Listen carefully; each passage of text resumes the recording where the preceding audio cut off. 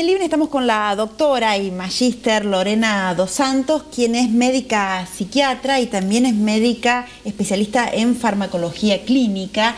Va a disertar dentro de instantes, más exactamente a las 14, en la Universidad Nacional de Río Cuarto. Ha sido traída por ASPURC, sobre la medicalización de la existencia. ¿Qué es esto, doctora?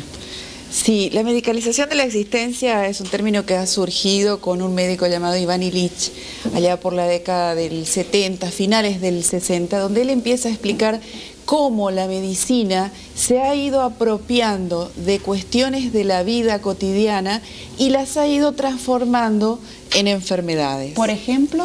Por ejemplo, el tema de la calvicie, que es algo muy común, sí, y le diría que es hasta fisiológico, es decir, que es algo normal, lo han transformado en una enfermedad. Entonces hay que tomar pastillitas. Entonces hay que tomar una pastillita. Lo mismo ha pasado con el tema de la menopausia. A todas en algún momento de nuestra vida nos va a tocar pasar por esa etapa de la vida. También ese es un proceso que se ha transformado en algo que llamamos patológico, o sea, en algo anormal. Por lo tanto, hay que entrar a medicar. Se ha medicalizado el parto, que es algo que en otras épocas, y hoy sí se hace en muchos países europeos, se sigue haciendo en la casa, con alguna partera, porque en realidad el parto se hace solo. Por ejemplo, algunas conductas... ¿Usted lo considera como una invasión de la medicina en un campo que no le corresponde? Pero hay quienes podrían decir, bueno, pero es como para hacer más llevadera la existencia, en el caso de la menopausia o del parto, para que exista menos dolor.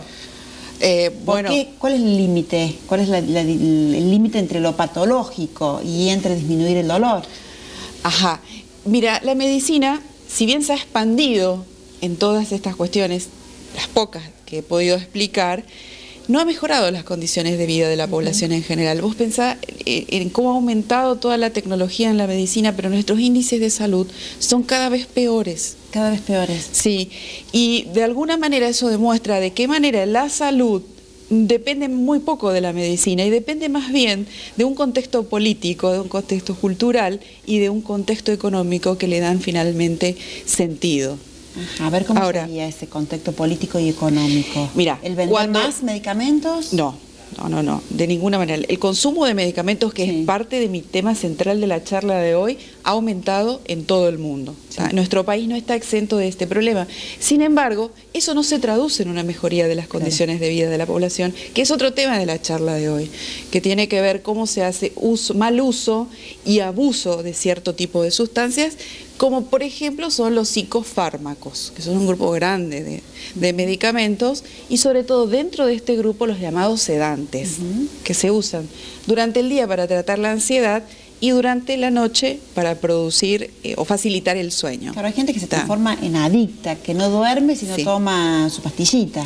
Exactamente, pero hay que pensar siempre que el sueño es algo normal de nuestro organismo, de la misma manera que es comer, la digestión en sí, el proceso de respiración.